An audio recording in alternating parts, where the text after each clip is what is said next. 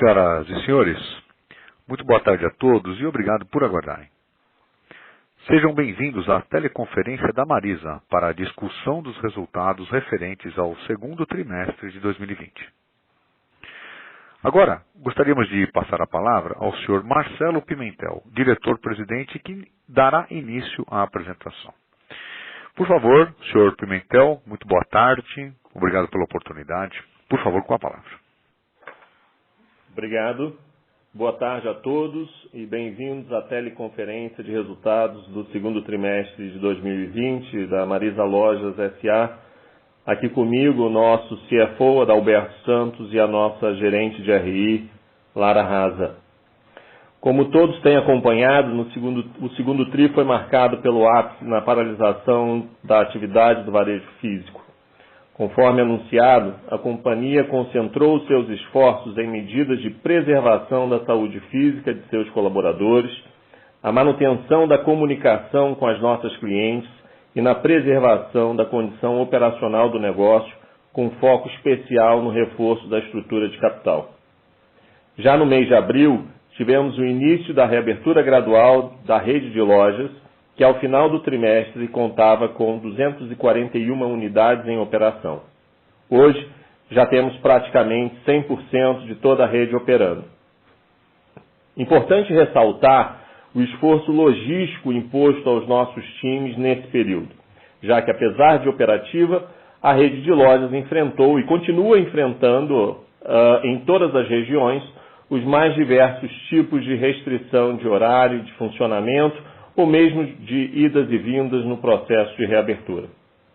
A companhia continuou concentrando esforços na execução de projetos estratégicos, com destaque para a aceleração de sua operação digital, com importantes avanços como o avanço e consolidação da operação de Ship from Store, com participação média de 20% da venda total digital durante esse período, e com aumento de disponibilidade de produtos acima de 40% comparado ao volume tradicional que vinha somente do nosso CD de e-commerce. Retomada do serviço de clique e retire em todas as lojas reabertas, com foco no processo de recompra, que durante a pandemia cresceu para 33% de todas as clientes que vêm retirar pedidos nas nossas lojas. Lançamento do nosso app em junho, já temos mais de 800 mil downloads, 10% dos acessos total da nossa venda digital hoje já vem provenientes do nosso app, e já demonstrando sinais de melhoria importantes, como, por exemplo, o tempo de navegação 64% maior do que a versão web, e a taxa de conversão no app 40% maior do que a do web tradicional. Também durante esse período, lançamos o programa Sou Sócia de venda digital e já temos hoje mais de 20 mil sócias cadastradas. Tivemos também o lançamento do Hot Site de Lingerie como novo canal especializado na nossa categoria-chave, com produção de conteúdo especial. Temos o objetivo de atingir o nosso fair share no mercado digital de lingerie.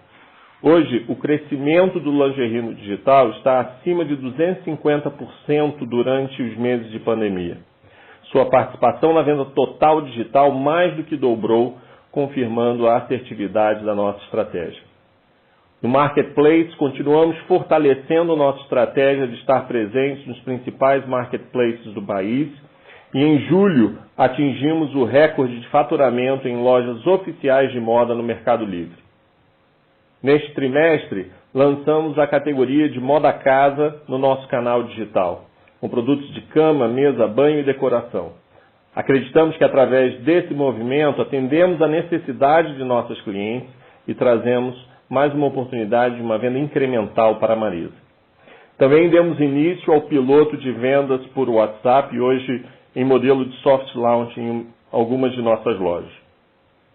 Outros projetos de importância estratégicas e relevantes também continuaram avançando, como o lançamento do novo modelo de loja, com a inauguração do piloto na loja do Shopping Dom Pedro no último mês de julho.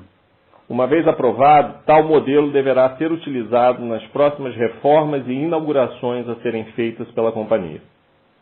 Além disso, foram retomadas as inaugurações dos quiosques Magalu. Hoje já temos mais de 77 quiosques em operação e devemos chegar aos 300 até o final do ano. A companhia decidiu também avançar na revisão estrutural do SG&A, com revisão de 100% dos contratos, adoção de home office parcial permanente para o escritório central e início de um amplo projeto de automação de atividades repetitivas em todas as áreas da companhia. Decidimos também acelerar o processo de redução estrutural dos estoques, anteriormente programado para ocorrer gradativamente até dezembro, e que passou a ser executado logo após a reabertura das lojas ao longo do segundo trimestre e no início do terceiro. Tal iniciativa, além de nos permitir uma condição diferenciada num cenário bastante competitivo verificado pós-abertura, ajuda a garantir a robustez do caixa, o reforço das carteiras de PSF e deve também acelerar a recuperação de margem já no quarto trimestre. Finalmente, gostaria de encerrar destacando a performance de vendas durante o período.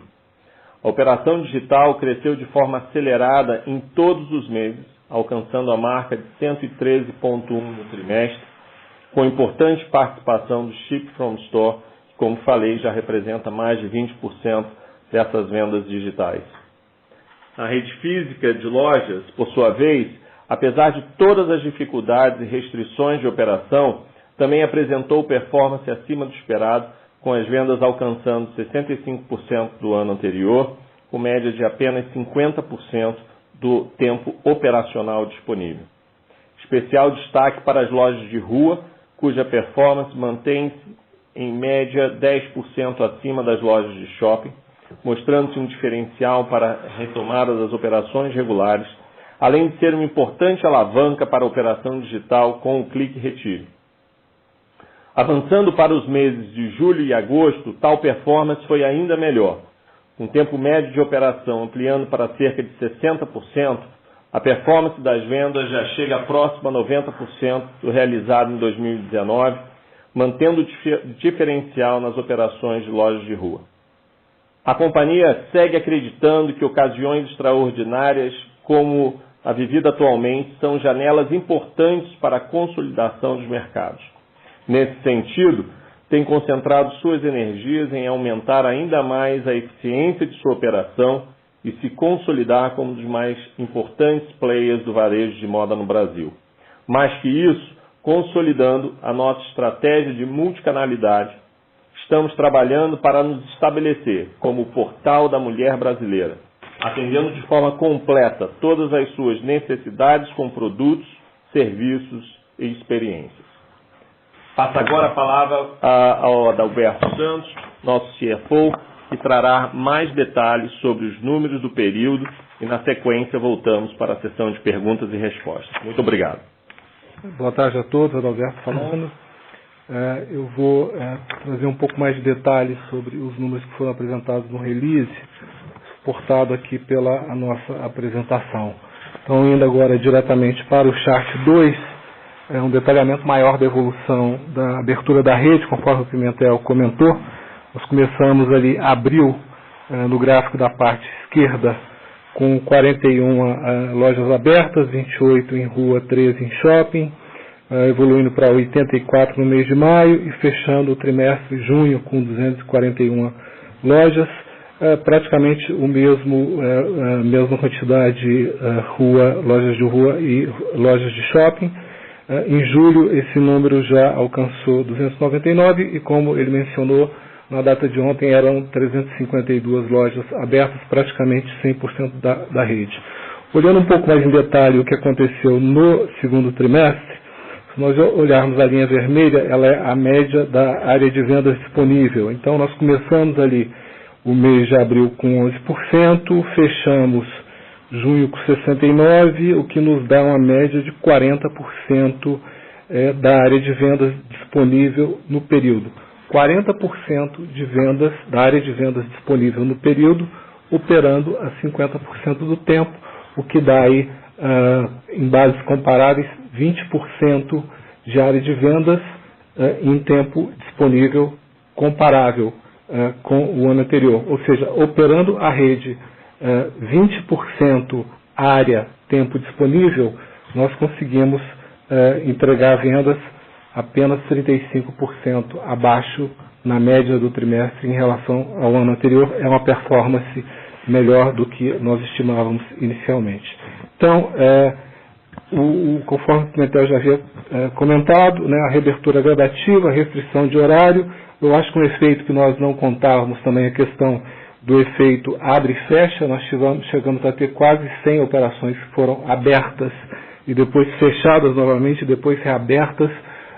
Desnecessário dizer o esforço logístico que isso impõe aos nossos times, né? E é importante também ressaltar que durante todo o período nós conseguimos ter operações abertas exclusivamente para a operação de recebimento de fatura. O que vocês vão ver mais adiante foi extremamente importante para a manutenção do inflow do nosso caixa e também da saúde das carteiras. Importante destacar também as operações abertas exclusivamente para a operação do Ship from Store, uma alavanca extremamente importante, como o Pimentel disse, para a aceleração da nossa operação digital. Na página seguinte, o breakdown da evolução de vendas, de forma bem detalhada. Então, olhando o todo da companhia, as vendas tiveram uma queda de aproximadamente 72,5%, mais ou menos em linha com as demais operações. Mas, olhando mais em detalhes, a linha superior, a evolução da operação digital, que cresce praticamente todos os meses, 82, 141, 112, acelerando em julho e em agosto. O número que nós temos até agora é muito parecido. Importante dizer que é um crescimento sobre uma base no ano anterior de 46,7. Né? Essa operação já vem apresentando crescimento relevante desde o segundo semestre de 2018. Quando foi feita a substituição da plataforma ao final de 2017, e no ano de 2018 ela começa esse processo de aceleração. Na linha inferior, a linha escura, o crescimento das vendas em loja física, dias comparáveis. Então, começamos em abril com menos 38, em maio menos 24, em junho a queda quando entram as lojas de shopping, que tem uma performance um pouco pior. Em junho, uma nova melhoria, menos 24,3%. O Pimentel comentou agora em agosto, só para a loja física, nós temos menos aproximadamente 10%, e no combinado o número já é positivo. Detalhe, eu já havia mencionado, então, a manutenção da dinâmica no último chart de aceleração em ambos os canais no mês de julho e agosto. No chart seguinte, na parte superior, a evolução do lucro bruto e a margem, que apresentaram queda, é claro, em função da redução de vendas. A margem bruta, uma redução de 14,4%, em função da estratégia da companhia de acelerar o processo de redução estrutural de estoques. Era um movimento que estava desenhado para ser feito até dezembro. A redução de cobertura natural, aumento de venda, manutenção do mesmo nível nominal de estoques. Nós teríamos uma redução natural ao longo do ano, uma redução de cobertura em torno de 10%. Com o evento Covid, a companhia decidiu fazer um movimento tático de acelerar essa redução de forma a obter 3 ganhos. Acelerar com reconquista de market share, no momento em que vários players vão estar um pouco mais fragilizados.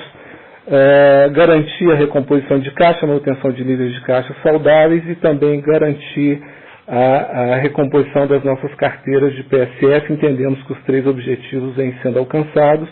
Lembrando que essa redução de estoque ela praticamente já chegou no nível ideal que nós estimávamos agora no mês de agosto. SG&A, também o Pimentel já havia comentado, uma redução importante, foi uma das melhores reduções que nós vimos dos números divulgados até agora, 42%. Agora, mais importante do que isso, são os projetos em implementação, basicamente 3 iniciativas para buscar legados dessa redução. Então, o processo de automação de atividades repetitivas, nós vamos ter entre 60 e 80 atividades repetitivas nas diversas áreas da companhia sendo automatizadas. Para vocês terem ideia, nós estamos falando aí da implementação de entre 300 e 400 robôs. O home office que vai ser implantado oficialmente na companhia e a revisão de 100% dos contratos já em processo adiantado, com resultados bastante positivos até agora. Na página 5 do chart 5, a evolução da margem de contribuição de PSF. Na parte vermelha da barra, os produtos da casa, uma queda de 77 para 17 milhões, em função das menores receitas e também do aumento temporário de PDDs. Digo aumento temporário porque o que a gente já percebe agora no mês de julho e no mês de agosto é um retorno aos padrões pré-Covid em termos de PDD. A margem de contribuição do co-branded flexiona menos, com a queda de 28,9%. No chart 6, a evolução no gráfico, na parte da esquerda, a evolução das perdas da carteira do PL, né, a linha vermelha, perda sobre carteira, e as barras, o percentual de vencidos, mais um efeito matemático em função da redução de produção para essa carteira. O EFIC, que é um indicador de rolagens, conforme eu mencionei, já no mês de maio ele voltava para a sua normalidade. Isso continua dos meses de julho e agosto, já com efeito no padrão de PDD. O padrão de PDD, tanto para julho quanto para agosto, ele já se aproxima dos níveis pré-Covid. A indicação do nosso pessoal da área de risco é que a partir de setembro nós já devemos ter um processo de reversão de PDDs adicionais feitas no período Covid para a carteira do PL. No chart seguinte, exatamente o mesmo efeito para a carteira do EP, esse aumento percentual nas perdas sobre carteira e nos percentuais de vencido é efeito matemático. Basicamente, os valores nominais do portfólio vencido, eles são muito parecidos, mesmo durante o período Covid, ali, o pré-Covid, eles se mantêm praticamente estáveis, os números absolutos da carteira vencida, então é efeito matemático.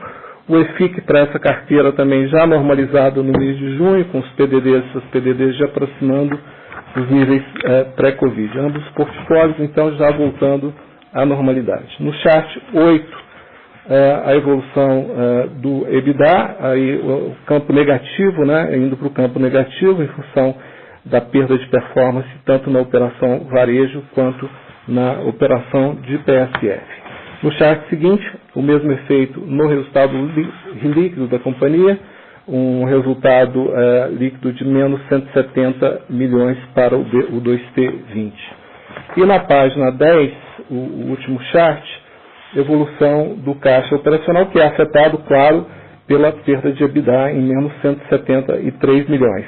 Parte disso, grande parte disso, acaba sendo compensado pela menor tomada de capital de giro no período e redução dos investimentos. Apesar disso, o caixa da companhia segue bastante robusto, 308 milhões.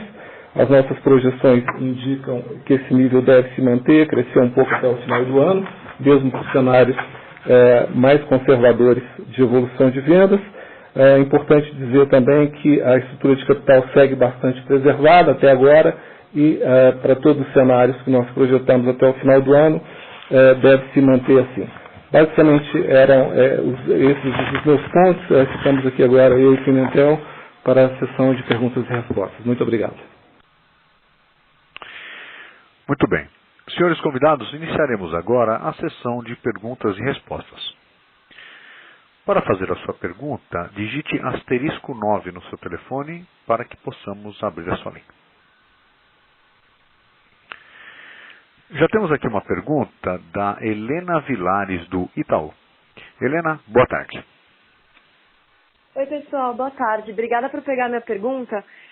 São duas perguntas, na verdade. Uma é que vocês acabaram agora de comentar, né, Adalberto, que vocês já estão com um nível de estoque que vocês acham que já é próximo aqui do que vocês gostariam e que tinham planejado. Acho que a gente só queria entender melhor o quanto isso significa, então, de promoção para frente.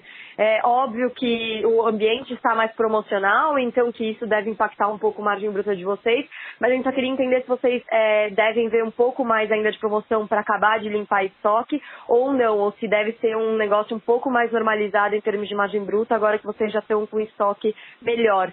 Ainda na parte de rentabilidade, vocês conseguiram fazer bastante eficiência de custo, né? Então cortaram a SG&A aí em 42% ano contra ano. O que a gente queria tentar entender também é um pouco do quanto isso fica de estrutural, né? O quanto que vai retomando com as aberturas da loja e com a operação mais normalizada e o quanto que isso pode ficar de estrutural de corte.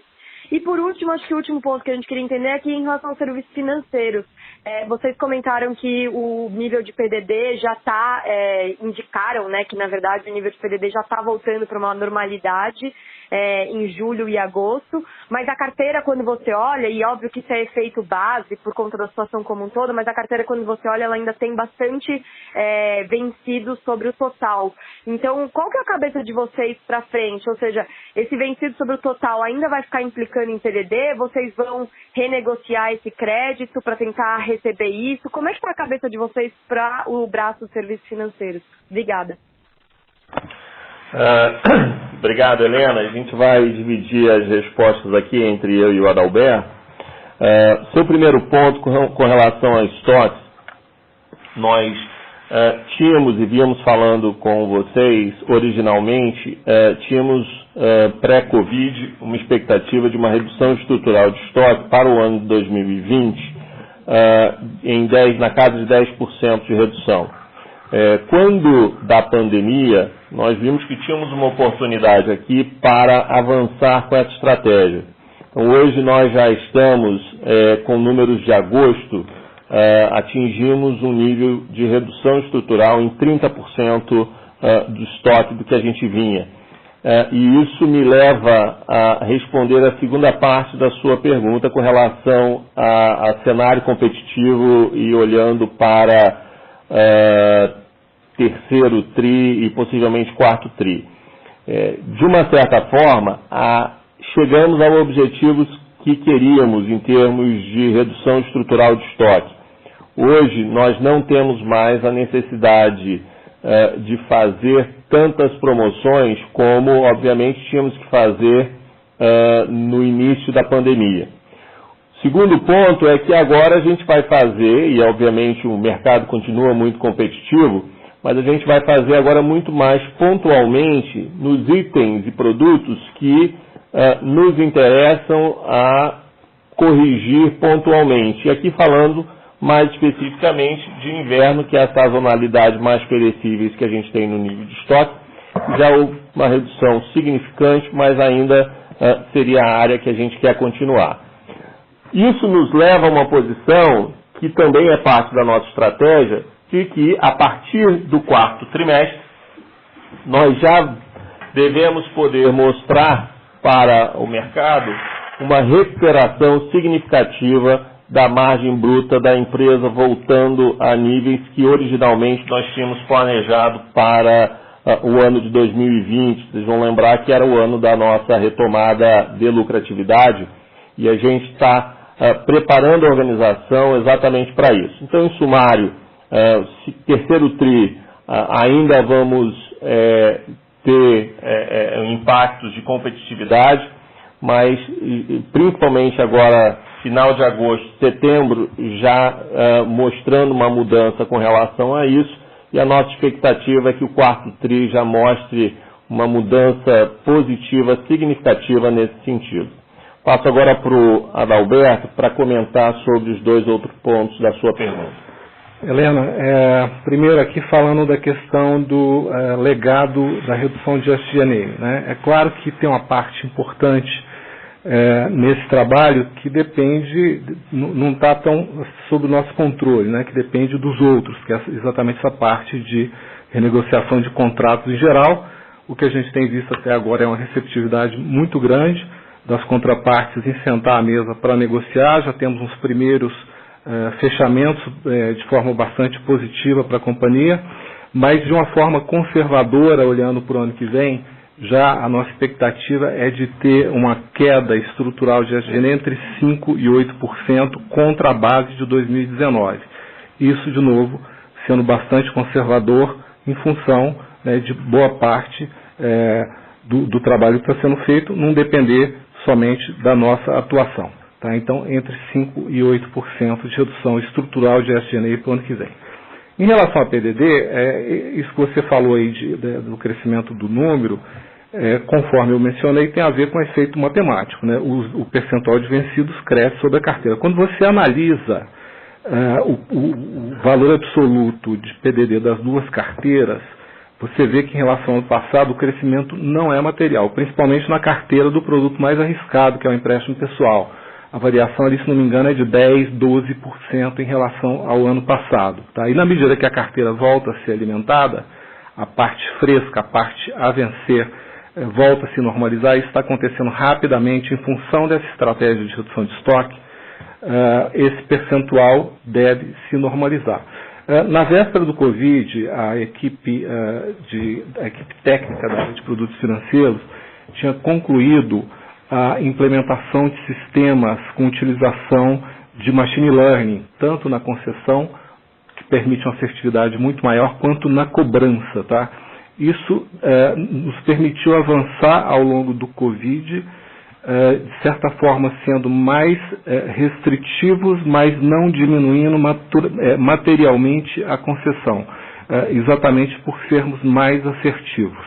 Tá? Então, o efeito que nós devemos ter é uma normalização rápida ao longo do terceiro e quarto trimestres, e para o ano que vem nós contamos com a possibilidade de termos níveis até melhores do que os verificados em 2019 em termos de perda sobre carteira. Tá ótimo, ficou super claro, pessoal. Obrigada. Nada.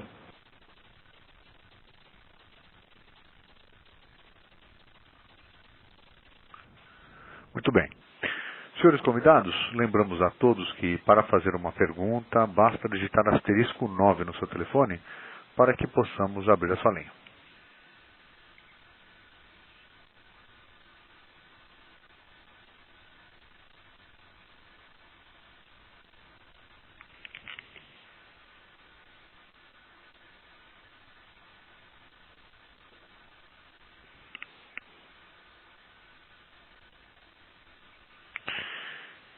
Senhores convidados, caso tenham alguma pergunta ou algum comentário, basta digitar asterisco 9 que estamos com o time da Marisa à nossa disposição.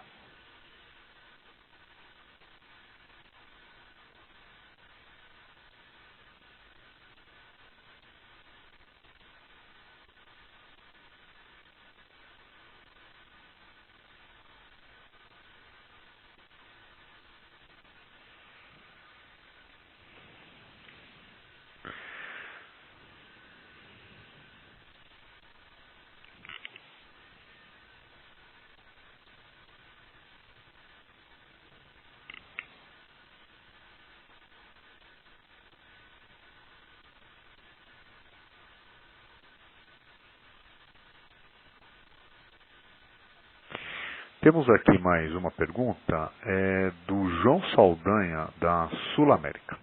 João, boa tarde. Boa tarde, Adalberto Pimentel. Vocês mencionaram na apresentação ganho de participação de mercado aí em cima da concorrência, né, uma concorrência fragilizada. Podia falar a respeito, se é mais em lojas de rua ou não? Enfim, como é que está sendo esse processo? João, boa tarde. A gente está vendo dois cenários, e aí, principalmente em lojas de rua, nós temos percebido isso. A Marisa tem a peculiaridade de ter 50% do pátio de lojas em ruas, 50% em shopping. Nessa retomada, um dos pontos que a gente vem percebendo é exatamente o fortalecimento das lojas de rua, com principalmente muitos players regionais não retomando. Infelizmente, a consequência da pandemia para players menos estruturados causou esse efeito que, por outro lado, nos deu uma oportunidade de crescimento consolidado em lojas de rua. Então, a gente está percebendo essa retomada aí já desde abril, maio, quando a gente começou, e ela vem se acentuando. Esse número não vem mudando em termos de crescimento de performance em lojas de rua. Na prática, a gente pega mês de agosto com vendas já positivas contra o ano anterior. Então, acho que a Marisa está bem posicionada para tirar proveito disso, e aí, com a nossa estratégia digital, principalmente num contexto de clique e retire, nossas lojas estão muito bem posicionadas, com fluxo de pessoas perto de pontos de transporte, metrô, trem e estação de ônibus.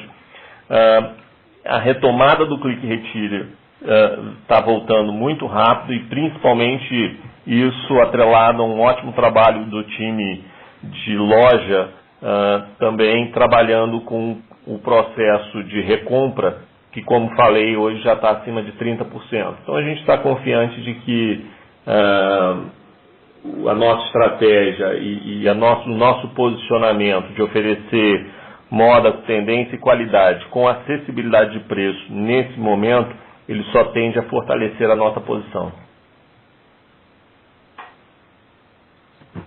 Obrigado. Se puder fazer mais uma, com todo esse desenvolvimento que vocês viram na parte da venda digital, da venda online, o que vocês esperam para o ano que vem em termos de participação da venda digital no total das vendas da companhia?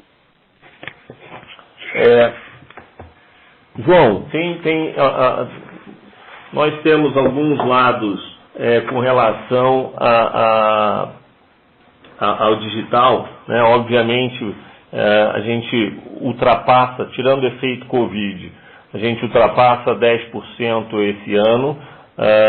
Para o ano que vem, nosso planejamento está aí no mínimo em 15% da venda total da organização, principalmente pela estratégia de entrada com o lingerie como porta de entrada. A gente era uma das metas desse ano, consolidar o lingerie, e isso vem acontecendo com o lançamento do Hot Site. Todos os números mostram uma aderência da cliente muito grande a esse canal. E o que é melhor para a gente é que, através do Hot Site Lingerie, a gente tem visto ele como um portal de entrada para o site como um todo. Então, a gente tem visto muita conversão, pessoas que entram pelo lingerie e acabam comprando as demais categorias, e também um lado importante que é a multiplicidade de perfis de clientes, principalmente os clientes mais afluentes, entrando através do lingerie. Então, em termos de expectativa, para o ano que vem, exceder 15% da venda total da empresa. Muito obrigado. Muito bem. Mais uma vez, lembramos aos convidados que, para uma pergunta, basta digitar *9 no seu telefone, para que possamos abrir sua linha.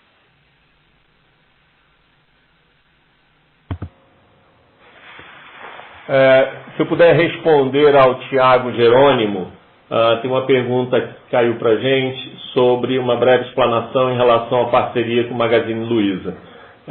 A parceria permanece intacta, Tiago.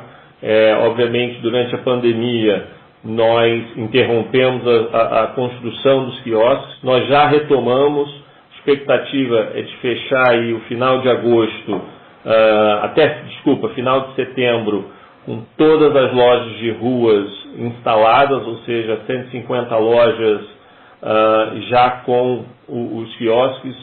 Já ultrapassamos a 80 no momento atual, e a gente dobra isso até o final de setembro. E aí partimos para as demais lojas, mas a nossa expectativa é de continuar avançando como a gente teve a interrupção devido à pandemia, e agora retomamos como planejado.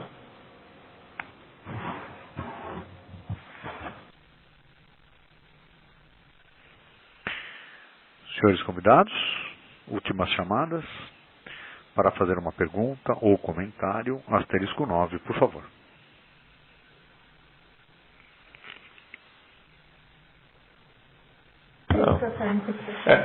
Tem uma outra pergunta que caiu do Felipe Casimiro, do HSBC, com relação...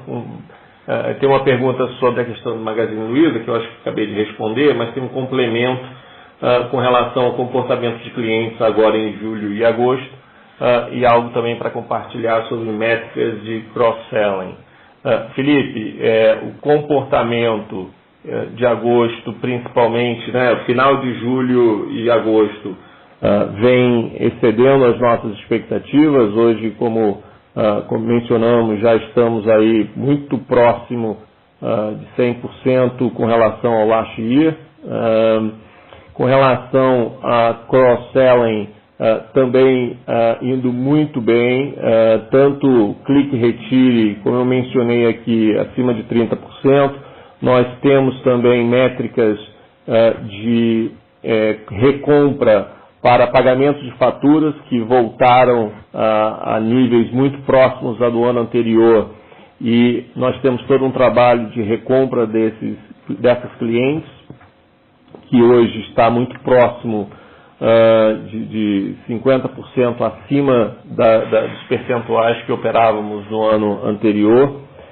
Com relação a categorias de cross-selling, né, a mulher que vem comprar tradicionalmente os produtos femininos, nós temos tido destaques, como a gente vem falando com alguns de vocês, principalmente para a categoria infantil, que vem com um crescimento muito sólido, masculino e acessórios, que também estão vindo a reboque, muito sólidos e interessantes em diversos canais, né? O masculino, por exemplo, indo muito bem em marketplaces, infantil em loja e no digital, e acessórios também nos dois. Então a gente está bastante otimista, principalmente nessa retomada, de que o movimento das lojas ao retomar, a gente está conseguindo tirar o melhor proveito dessas clientes, uma vez que elas estão nas nossas lojas.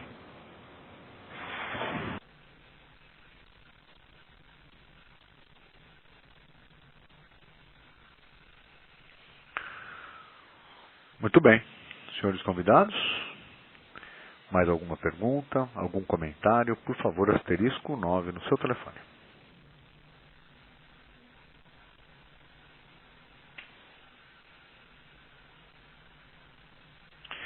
Muito bem. Encerramos a partir desse momento a sessão de perguntas e respostas. Dessa forma, retornamos a palavra ao senhor Marcelo Pimentel para as considerações finais. Marcelo, por favor. Obrigado a todos pela presença, obrigado a todos pela participação. Quero tirar esse momento para reiterar o nosso compromisso como empresa de retomada forte e estruturada do crescimento de venda, o foco na retomada do crescimento da margem bruta e também da nosso foco absoluto com uma operação de baixo custo, que por consequência nos trará os resultados que nós esperávamos trazer já em 2020, que infelizmente devido à pandemia não foi possível, mas estamos fazendo todos os trabalhos estruturantes para que isso se manifeste já no quarto trimestre e certamente em 2021. Quero também aproveitar aqui, eu estou vendo bastante gente da Marisa também acompanhando, para agradecer o esforço de todo esse time que tem se comprometido em fazer esse trabalho bastante sólido que a gente está aqui apresentando a vocês e vai continuar apresentando nos próximos trimestres. Meu muito obrigado a todos. Dessa forma, o Conference Call da Marisa está encerrado. Agradecemos a participação de todos e tenham um excelente final de tarde.